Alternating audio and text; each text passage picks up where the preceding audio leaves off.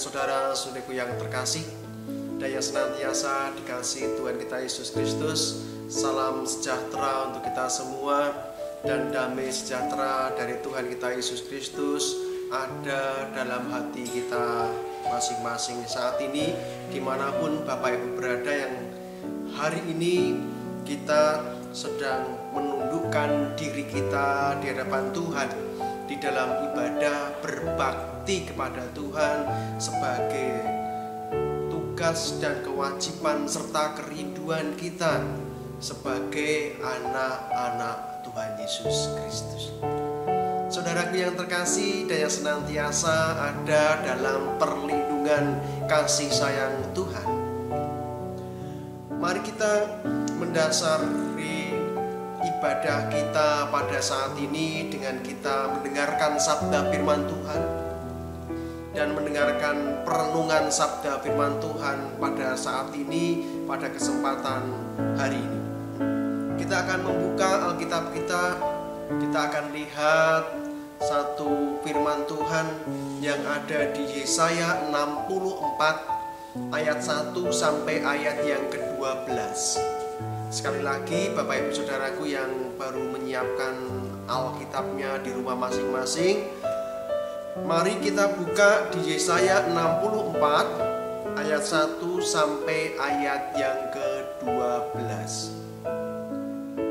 Demikian sabda firman Tuhan.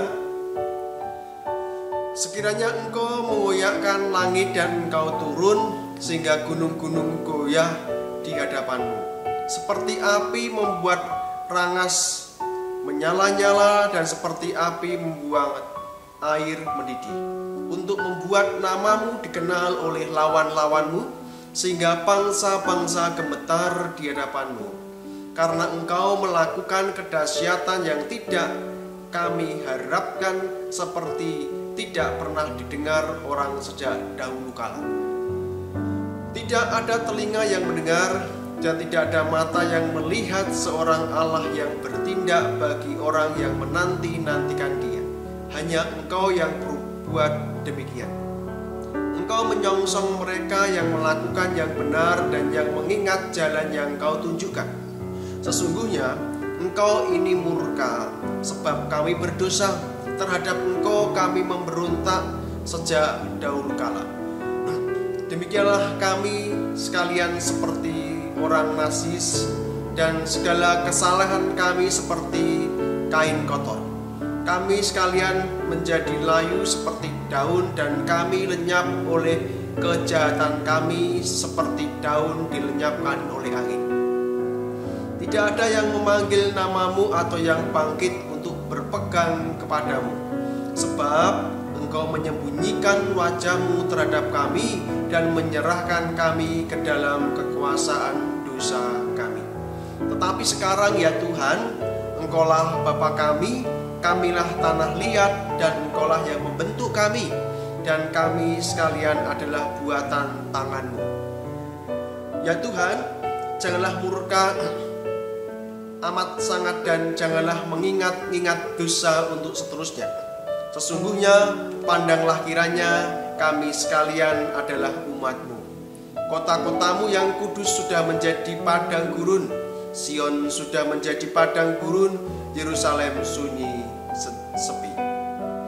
Bait kami yang kudus dan agung, tempat nenek moyang kami memuji-muji Engkau, sudah menjadi umpan api. Maka milik kami yang paling indah sudah menjadi reruntuhan. Melihat semuanya ini, ya Tuhan, masakah Engkau menahan diri? Masakah Engkau tinggal diam dan menindas kami amat sangat? Demikian sabda firman Tuhan. Berbahagialah kita yang mendengar sabda firman Tuhan, melakukan sabda firman Tuhan itu dalam kehidupan kita sehari-hari. Haleluya. Bapak Ibu Saudaraku, sebelum kita lebih dalam lagi masuk di dalam perenungan sabda firman Tuhan, saya akan ajak kita berdoa dahulu untuk merendahkan diri kita di hadapan Tuhan dan meminta pertolongan dari Tuhan. Kita akan berdoa. Tuhan Yesus Kristus, Allah yang berkuasa atas kehidupan kami, Allah yang memberikan kami kekuatan dan kesehatan, Allah yang senantiasa melindungi kami dari setiap kondisi yang buruk dalam kehidupan kami di sekitar kami. Tuhan, kami mengucap syukur kalau sampai sekarang, sampai hari ini Engkau senantiasa setia dalam mendampingi kami, memelihara kami, dan melindungi kami, anak-anak-Mu.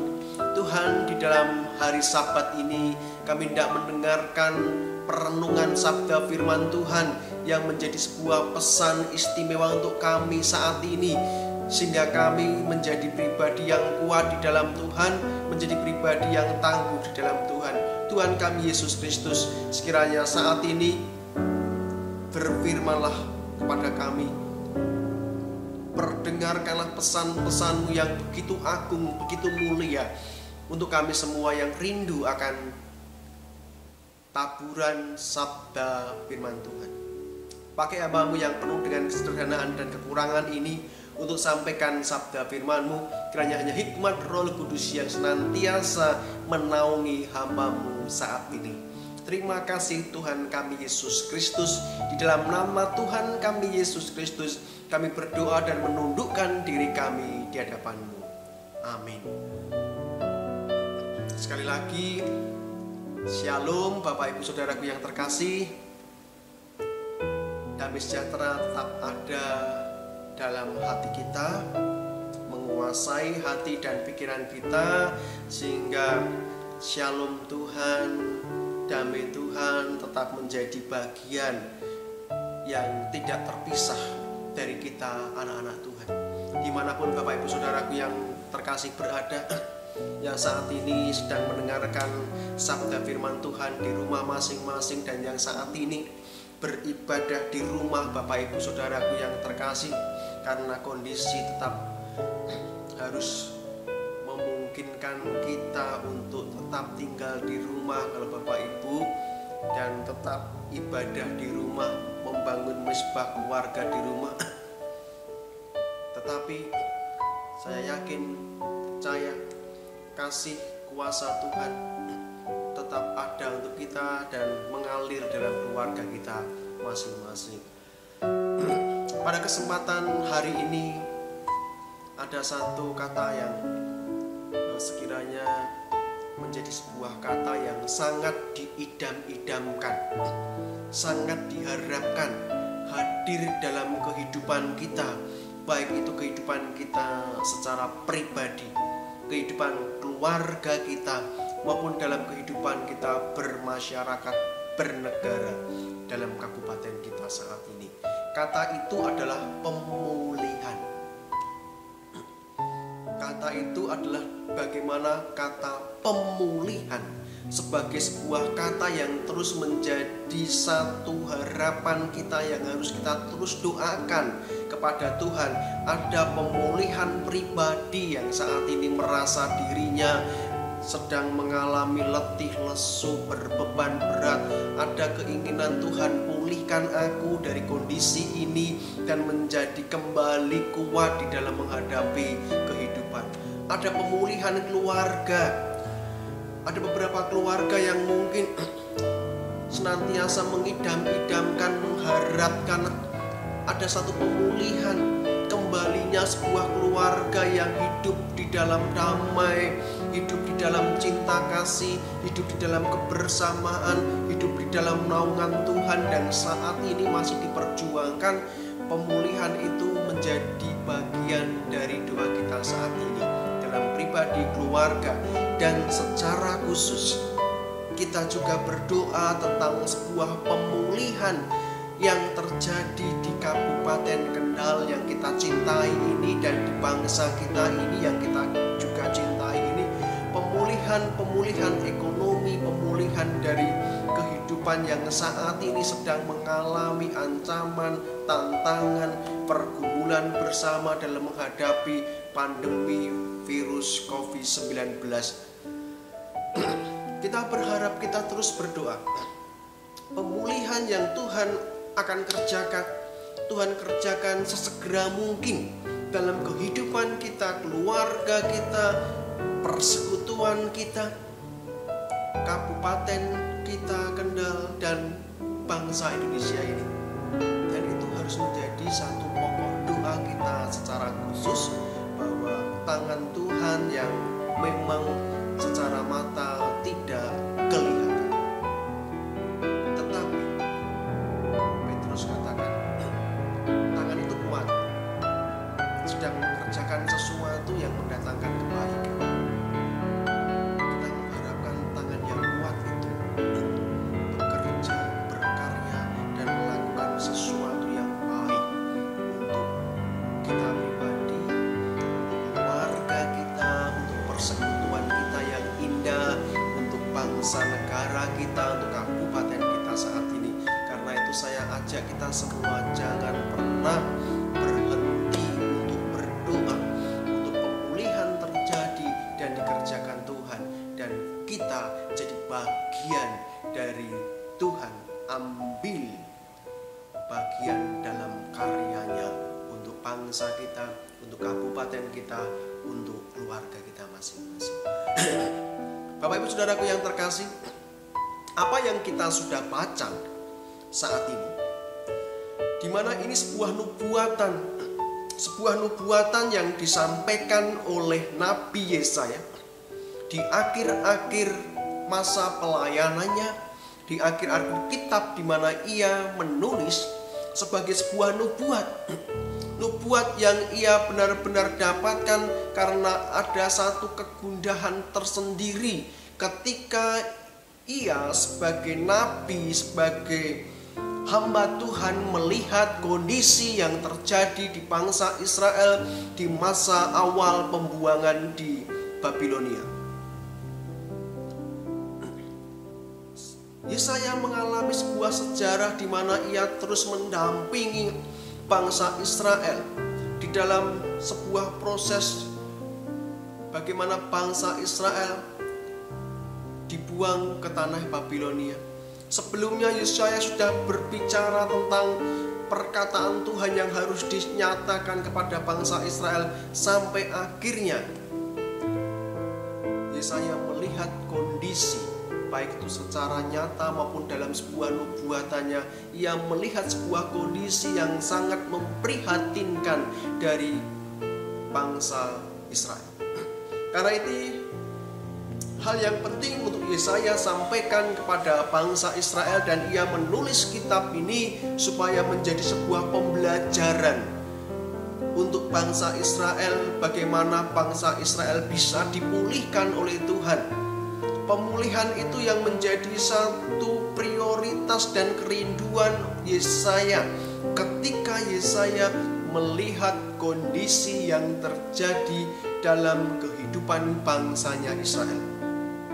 Demikian juga Bapak Ibu kita, ketika kita melihat kondisi bangsa kita saat ini, kabupaten kita, masyarakat saat ini, ada juga sebuah kerinduan yang benar-benar tulus keluar dari hati kita. Kerinduan bahwa Tuhan melawat, menjamah, berkarya bagi bangsa kita, bagi kabupaten kita, Kendal yang kita kasih, kita sayangi ini, untuk menjadikan pemulihan itu benar-benar nyata dalam kehidupan kita sehari-hari. Saudaraku yang terkasih dan yang senantiasa dikasihi Tuhan kita Yesus Kristus, kita akan melihat beberapa ayat-ayat yang sudah kita baca dan apa yang hendak Tuhan sampaikan kepada bangsa Israel, dan kita juga akan melihat apa yang Tuhan sampaikan untuk kita masing-masing dalam proses pemulihan hidup kita, keluarga kita, bangsa kita yang kita cintai ini. Ayat pertama sampai ayat yang kelima. Ketika sebuah pemulihan itu hendak terjadi dalam kehidupan kita secara pribadi maupun dalam keluarga maupun dalam kehidupan bangsa negara, Yesaya mengajarkan kepada sidang jemaat Tuhan, umat kesayangan Tuhan bangsa Israel, bahwa pemulihan akan terjadi ketika bangsa Israel diajarkan untuk melihat bagaimana kehadiran Allah, Sang Mesias, Sang Penyelamat, Sang Pembebas itu hadir melawat umatnya, berkarya untuk umatnya dengan cara yang ajaib. Yesaya hendak membawa satu pengajaran kepada sidang jemaat Allah pada waktu itu, umat Israel yang Tuhan kasihi. Yesaya mengajarkan tentang sebuah kebesaran pribadi Allah yang menjadi sebuah pegangan pribadi yang harus menjadi pegangan untuk menjadi Mesias, pembebas, penyelamat bangsa Israel. Dijelaskan di ayat 1 sampai ayat 5 bagaimana Tuhan yang besar itu memiliki sebuah kedahsyatan di dalam Ia hendak menyelamatkan umatnya. Sekiranya engkau menggoyangkan langit dan engkau turun sehingga gunung-gunung goyah di hadapanmu. Ayat 1 digambarkan oleh Yesaya bagaimana kebesaran Ayah, kebesaran Tuhan ketika Ia turun menggoyangkan langit, dan ketika Ia hadir gunung-gunung goyah di hadapan Tuhan. Ketika kita membaca perkataan Yesaya ini, kita bisa membayangkan bagaimana kebesaran Allah, bagaimana kebesaran dan kedahsyatan Allah ketika Allah turun. Allah menyatakan kuasanya, sehingga kekuasaan itu seperti api membuat rangas menyala-nyala, dan seperti api membuat air mendidih untuk membuat namanya terkenal di antara musuh-musuhnya, sehingga bangsa-bangsa gemetar di hadapannya. Bukan hanya langit yang menggoyahkan langit, tetapi juga ketika Ia turun gunung-gunung goyah di hadapan Tuhan. Ketika Ia ada di bumi, bagaimana nyala apinya yang kuat sehingga musuh-musuh takut dan bangsa-bangsa gemetar di hadapannya. Kenapa Yesaya menyatakan itu kepada umat Tuhan bangsa Israel? Supaya umat Tuhan bangsa Israel kembali melihat Tuhan, kembali fokus kepada kuasa Allah, tidak lagi terbeban, tidak lagi terbelenggu oleh berbagai macam penindasan yang ada, pergumulan yang ada, tetapi tidak dibawa kepada satu pemandangan yang lebih indah, yang lebih menyegarkan, yang lebih menguatkan iman, yaitu kehadiran Tuhan yang berkenan untuk menyelamatkan. Kata-kata yang disampaikan oleh Yesaya dalam sebuah pemulihan ini mengajarkan kita semua, Bapak Ibu Saudaraku, ketika kita mengharapkan pemulihan terjadi dalam hidup kita, kita harus memfokuskan diri kita pada Tuhan, bukan pada masalah kita, bukan pada apa yang kita hari ini alami, tetapi kita sejenak, seperti Yesaya mengajarkan, sejenak kita melihat, memfokuskan diri kita kepada Tuhan, kepada kedahsyatan Allah, kepada karya Tuhan yang luar biasa. Ayat 3, karena engkau melakukan kedahsyatan yang tidak kami harapkan, seperti tidak pernah didengar orang sejak dahulu kala. Kedahsyatan Tuhan yang tidak pernah bisa dibayangkan oleh siapapun, dan itu akan bisa terjadi dalam kehidupan bangsa Israel, di dalam pemulihan bangsa Israel, karena Allah memang pribadi yang berkuasa. Ia punya cara-cara yang ajaib di dalam kerinduannya untuk memulihkan bangsa Israel.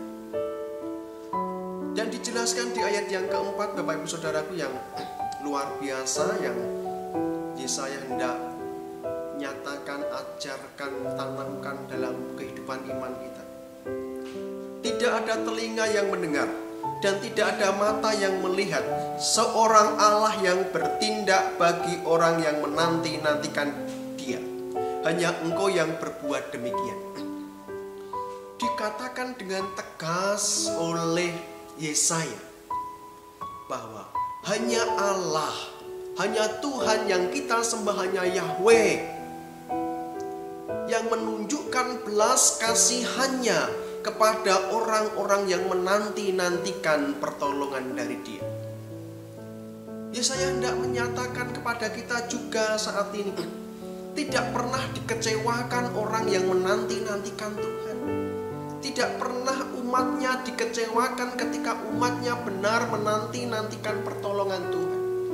Ini sebuah jaminan yang luar biasa yang dikatakan oleh Yesaya dalam tulisannya, bahwa hanya Allah kitalah yang senantiasa bertindak mengerjakan sesuatu yang luar biasa. Ayat 3, yang dahsyat itu bagi orang yang menanti-nantikan pertolongan dari Tuhan.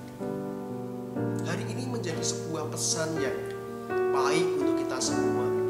Kalau hari ini kita masih setia menanti pertolongan Tuhan, terus setia berdoa di dalam pemulihan dari kehidupan kita yang saat ini mungkin dibelenggu dengan pergumulan masalah dan lain sebagainya, atau kita terus setia di dalam doa untuk bangsa dan negara kita untuk supaya terbebas dari virus COVID-19, dan kita yakin doa yang terus kita panjatkan, pengharapan yang terus kita ungkapkan di dalam sebuah doa yang terus menerus kita haturkan di hadapan Tuhan dengan ketulusan karena kecintaan kita kepada keluarga, bangsa, negara kita. Yakin Tuhan dengar, Tuhan akan menolong, dan waktu Tuhan pasti akan senantiasa Ia nyatakan sesuai dengan kehendaknya. Maka Bapak Ibu Saudaraku, kalau hari ini kita masih senantiasa berdoa untuk pemulihan pribadi, untuk pemulihan keluarga, untuk pemulihan bangsa negara kita, terus berdoa, terus memohon kepada Tuhan, terus berusaha bagaimana pemulihan itu terjadi. Dan ketika kita tetap setia di dalam Tuhan, setia menanti-nantikan pertolongan Tuhan, maka Yesaya katakan Tuhan gak akan pernah kecewakan. Dia akan bertindak bagi orang yang menanti-nantikan pertolongan dari Tuhan. Bapak Ibu Saudaraku yang terkasih, ayat 1 sampai ayat 5 digambarkan oleh Yesaya seperti saya katakan tadi. Yesaya menggambarkan dalam sebuah pemulihan bangsa Israel, harus bangsa Israel melihat bagaimana Allah itu berkuasa, dan tidak ada Allah yang lebih berkuasa daripada Allah Tuhan kita. Ini juga mengingatkan kita, ayo Bapak Ibu Saudaraku, sekali lagi kita diingatkan bahwa kita harus senantiasa memandang Tuhan, melihat Tuhan, Tuhan yang lebih berkuasa daripada apapun, dan Tuhan kita Yesus Kristus adalah Tuhan yang berkenan untuk menolong orang-orang yang menanti-nantikan pertolongannya dan tidak pernah mengecewakan kita. Ayat selanjutnya, ayat 6, 7, 8. Dalam sebuah proses pemulihan, Yesaya mengajarkan kepada umat Israel untuk benar-benar merendahkan diri, mengaku kesalahannya, mengaku dosa-dosanya, mengaku dirinya sebagai pribadi yang benar-benar rendah di hadapan Tuhan. Dan segala apa yang terjadi dalam kehidupan kita itu semata-mata karena kita sadar kadang ada dosa, ada kesalahan yang kita buat yang menjadikan hati Bapa kita di surga berduka, bersedih karena dosa-dosa kita. Bapak Ibu Saudaraku, Yesaya mengajarkan, sekali lagi Yesaya mengajarkan kepada umat Israel bagaimana ia harus merendahkan diri, bagaimana mereka harus menundukkan diri dan bertobat, mengaku segala kesalahan mereka dan menjadikan diri mereka sebagai pribadi yang benar-benar rendah di hadapan Tuhan. Ayat yang ke-6 Demikianlah kami sekalian seperti seorang yang najis, dan segala kesalehan kami seperti kain kotor. Tuhan, kami orang yang najis, kami enggak berkenan di hadapan-Mu, kami kotor. Bahkan ketika kami berbuat baik pun kadang itu tidak bisa menyembunyikan hakikat kami sebagai orang yang najis, yang berdosa. Kami seperti pribadi yang lain, kami tertimpa oleh kejahatan kami. Ini sebuah kesadaran. Kami meninggalkan Engkau, ayat yang ke-7. Kami gak memanggil nama-Mu, sehingga Engkau menyembunyikan wajah-Mu terhadap kami dan menyerahkan kami ke dalam kekuasaan dosa kami. Sadar bahwa kami berdosa, Tuhan.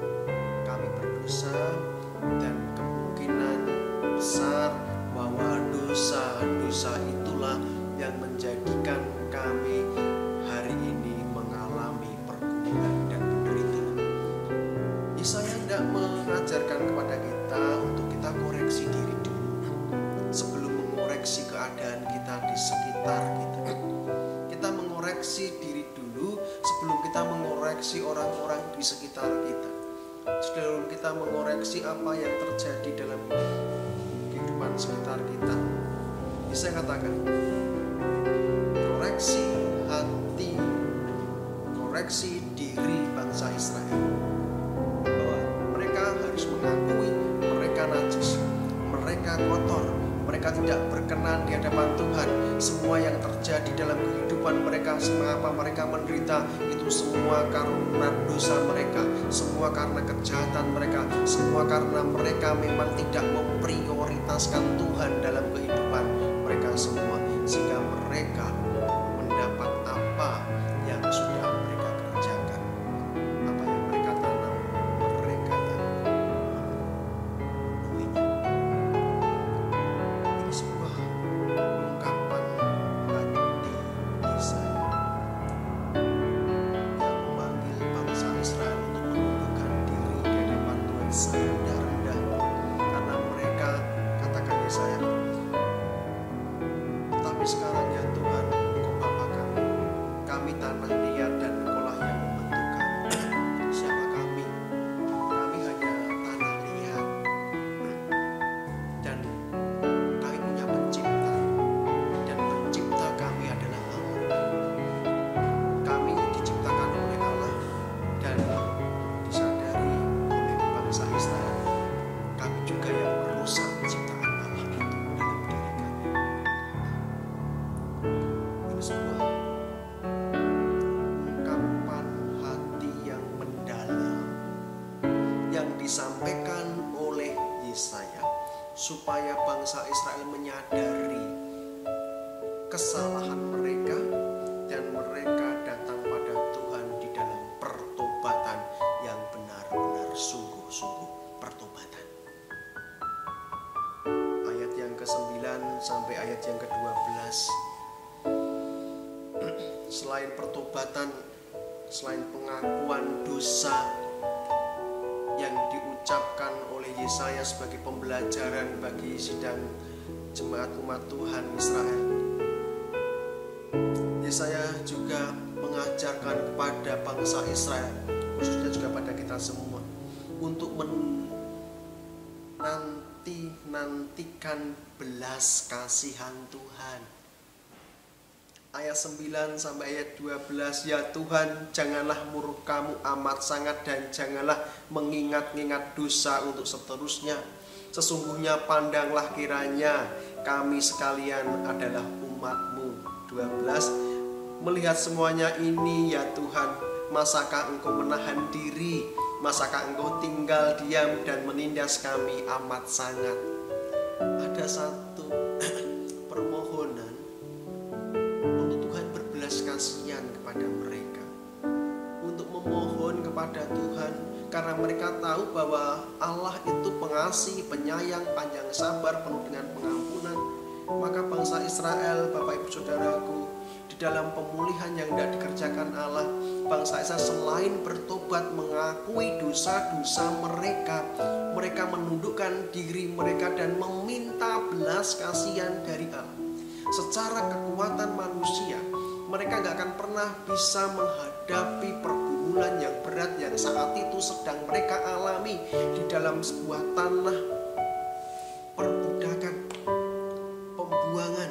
Mereka tak akan pernah mampu secara kekuatan manusia melepaskan diri dari pergumulan itu.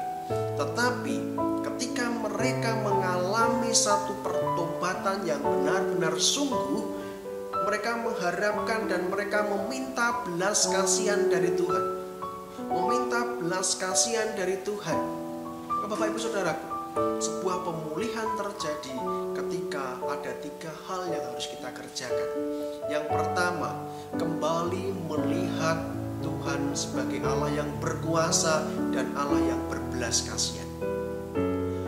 2, pertobatan benar-benar dikerjakan, mengaku segala dosa kita di hadapan Tuhan, menyadari bahwa kita orang berdosa, kita lemah adanya, kita hanya tanah liat, kita diciptakan oleh Allah. Sadari itu, mengaku dosa-dosa kita di hadapan Tuhan, mengaku kesalahan kita di hadapan Tuhan. Dan yang ketiga, mohon, mintalah belas kasihan dari Tuhan untuk menyelamatkan, untuk membebaskan, dan untuk memulihkan kita, untuk memulihkan hidup kita masing-masing, dan untuk memulihkan bangsa Indonesia. 3 hal ini Bapak Ibu Saudaraku yang penting untuk kita kerjakan, sehingga pemulihan terjadi dalam diri kita, keluarga kita, dan bangsa kita. Kiranya sabda firman Tuhan menguatkan kita sebagai umat-umat Tuhan, dan terus percaya akan belas kasihan Tuhan, dan percaya Tuhan sanggup memulihkan keadaan kita. Amin. Kita akan berdoa. Tuhan kami Yesus Kristus, kami mengucap syukur dan berterima kasih kalau sudah memberikan firman untuk kami, untuk menguatkan kami, dan kami terus berdoa untuk bangsa kami. Pulihkan bangsa kami, pulihkan kabupaten kami dari pandemi virus corona yang juga menjadi kan bangsa kami memiliki dampak yang luar biasa untuk perekonomian dan lain sebagainya. Tuhan, pulihkan kami semua, pulihkan bangsa kami, berikan kami kekuatan dalam kami ikut ambil bagian di dalam penanganan virus COVID-19 ini, dengan terus mematuhi apa yang sudah dinyatakan oleh pemerintah. Yesus, kami serahkan kami semua dalam kuasa-Mu, sehingga kami senantiasa diberkati oleh Tuhan, diberi kesehatan, kekuatan, dijauhkan dari sakit penyakit. Terima kasih Tuhan, kami serahkan hidup kami masing-masing pada-Mu Tuhan, dan kami tidak melakukan hal-hal yang baik dalam hidup kami, di dalam kehidupan kami sehari-hari, baik dalam keluarga, dalam persekutuan, dan dalam kehidupan masyarakat. Diberkatilah kami semua Tuhan. Kiranya kasih karunia dan damai sejahtera dari Allah Bapa, Putra, dan Roh Kudus menyertai saudara dari sekarang sampai selama-lamanya. Amin. Terima kasih Bapak Ibu Saudaraku, silakan melanjutkan aktivitas kembali, dan perlindungan, penyertaan, pemeliharaan Tuhan terus ada untuk kita pribadi,